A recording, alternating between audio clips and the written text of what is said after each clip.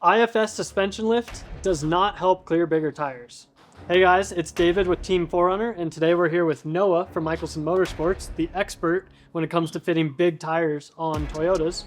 And he's gonna tell us everything about lift and suspension lift and, you know, clearing bigger tires on these trucks. So Noah, what are we gonna be doing today? Today we are going to be disassembling the front suspension and installing a few different parts. We're going to be cycling it from full droop to full bump to show you guys exactly why lifting an IFS vehicle does not clear the bigger tires.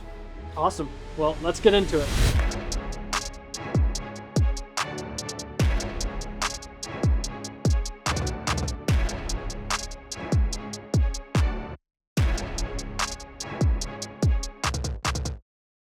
First things first, we're going to take this tire off, remove the strut, and jump right into things.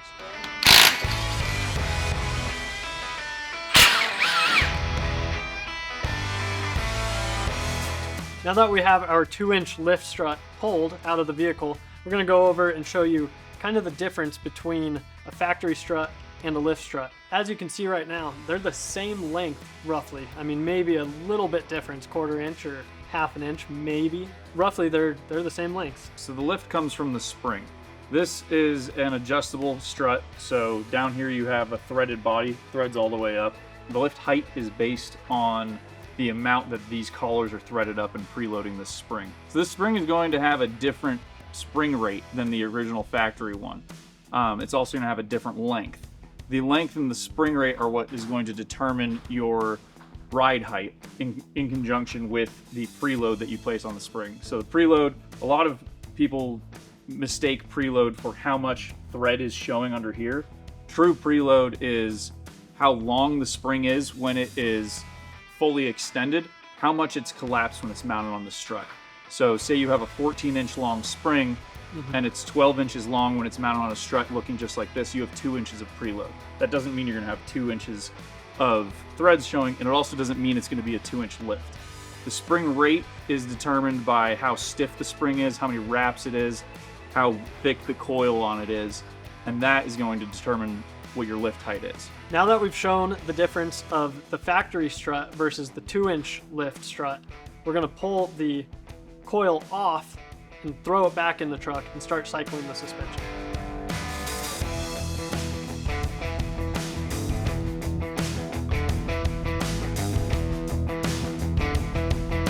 All right, now that we have the lift strut back in, we're going to take some measurements to show you how much travel this suspension actually has, and Noah's going to explain why we're going to be doing that. So right now the suspension is sitting roughly where it does at ride height. So the hub in relation to the vehicle is roughly where it is with a 2-inch lift. And what we're going to do is show you that as we compress this, we're going to show you how high up it goes and show you exactly how much suspension travel you have from ride height until you hit the bump stop. So to this point right here at ride height, we're measuring 48 inches. And now we'll go ahead and compress it to the bump stop.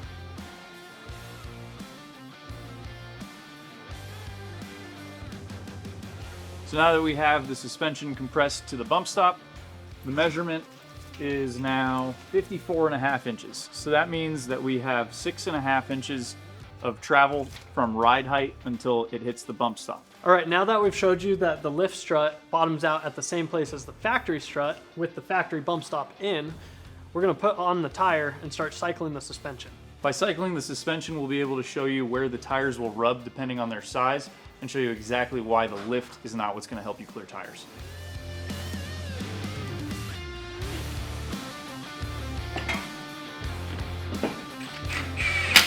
All right, so Noah just mounted up our beautiful Firestone Destination MT2 and our KMC wheel. This is in a 285/70/17, which is the most common size 33 out there, as well as a KMC wheel 17/8 -10 offset. This is also one of the most common sizes you see on a lifted 4Runner with 33-inch tires. We are showing this at full bump, full compression, because that is what you'll see off-road when you actually use your suspension. You'll see that full range of motion. So a note before we start spinning the tire, this vehicle has had a couple of modifications done to it already to try to clear these tires. It's had a cab mount chop done, the front bumper has been trimmed, as well as the fender liner. But what you can see is that as it's straight, it fits no problem. But as we turn the steering wheel, you can hear that the tire is rubbing. Same goes for the other direction.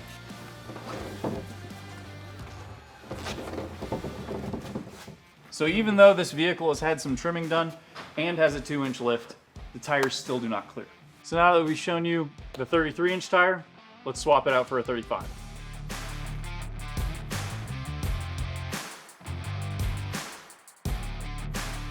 Right here we have a 35 1250 Firestone Destination MT2, kind of like our 285. This is a common tire size, and as you can see, there's really not much room in the wheel well, and this is straight. So, you know, I can stick my finger in here and there's barely a finger length. And at the front here, this vehicle has already been trimmed like we talked about before. So if this wasn't trimmed, there's a good chance we'd be contacting already with the steering wheel straight, but it does not take much at all to turn and make it contact. So I mean, that's no steering angle. And the same goes at the rear.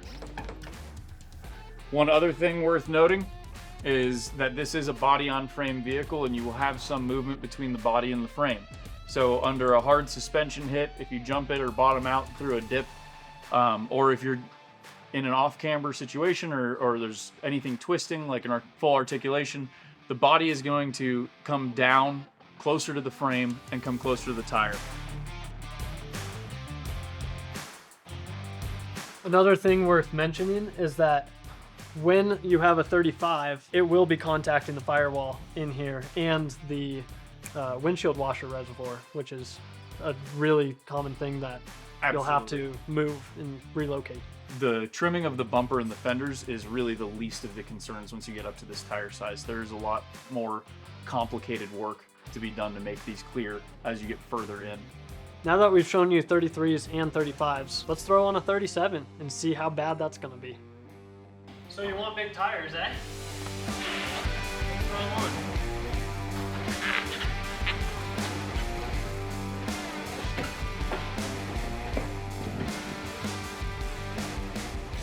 So you really think 37s are going to fit on your 5th gen 4Runner? As you can see, with the steering wheel straight, the tire won't even turn. And the best part is, we've actually lowered the suspension down from the 35, and we're not even contacting the bump stop anymore. 37-inch tires are where we strongly advise everyone to do their research, because there is a lot of work that goes into making these tires fit. It is incredibly extensive. It requires a lot of cutting and welding, and it is not for the faint of heart.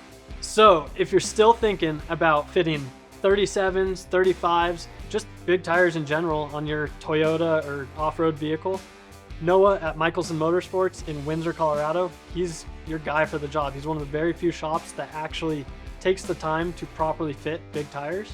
And he's going to tell you a little bit about what he does and what we'll be doing to our 3rd gen 4Runner in one of the future videos. So what we've done today is the initial part of the process for fitting the bigger tires.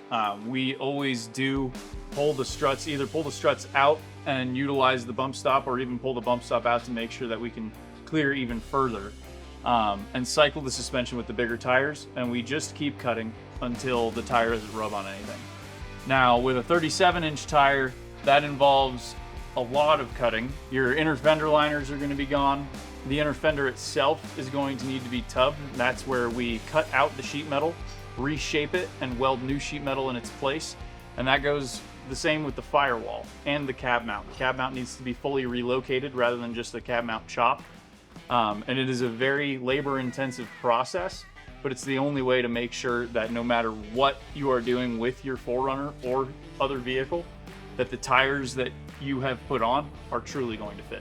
We always recommend that the customers truly know what their final form of their vehicle is going to look like before we go into that process, because any tire change, even brand, can make a big difference. Not every brand's tire that's labeled the same is actually the same size. If you're going to change your wheels at all or add wheel spacers, that's going to completely impact how the tires are going to fit.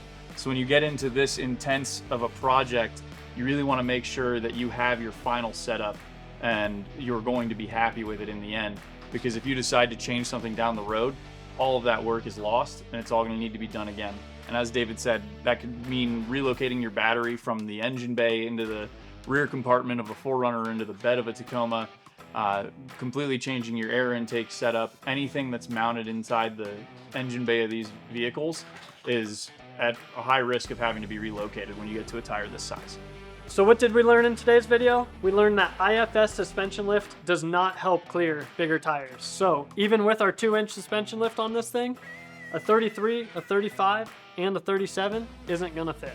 If you need any help making your 33s, 35s, or 37s fit, because it isn't the lift that's gonna make it happen, feel free to give us at Michelson Motorsports a call. Check us out at michelsonmotorsports.com and feel free to reach out. And if you have any questions about today's video, drop them in the comments below. Noah or I will get to answering them as soon as we can. If you like this sort of content, like, comment, and subscribe. Thanks for watching.